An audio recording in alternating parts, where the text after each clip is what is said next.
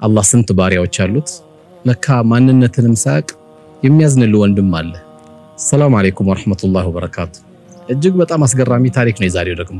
አንድ ወንድማችን በገባ በወጣ ቁጥር ባለቤቱ በጣም አዛ ታደርገዋለች፣ በጣም ታስቸግረዋለች።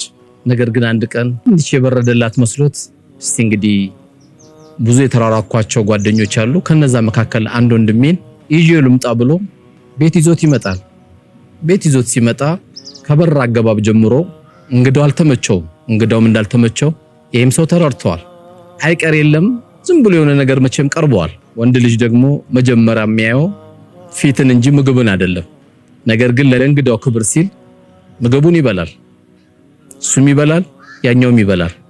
ያ የተለመደው ባህሪዋ እያጎረመረመች ቡና ለማቅረብ ጉድ ጉድ ስትል አይኑጣ ይለዋል እንግዳው። ከዚህ በላይ ማየት አልፈለገም። አቀራረቧ፣ ቁጣዋ፣ ራሷን የምታይበት መስታወት በጣም ከባድ ስለሆነ እንውጣለውና ወጡ። ይሄን ወንድሜ መጠየቅ አለብኝ ብዬ ና ካፌ እንግባ ብሎት ሻይ ሊጠጡ ይገባሉ።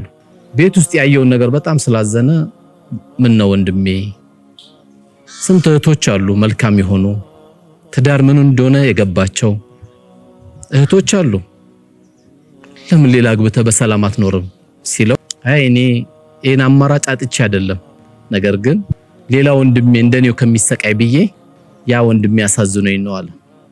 እጅግ በጣም አስገራሚ ነው። ለካስ ሳያይ የሚያዝንልህ ወንድም አለ። ወጀዛኩሙላህ ኸይር።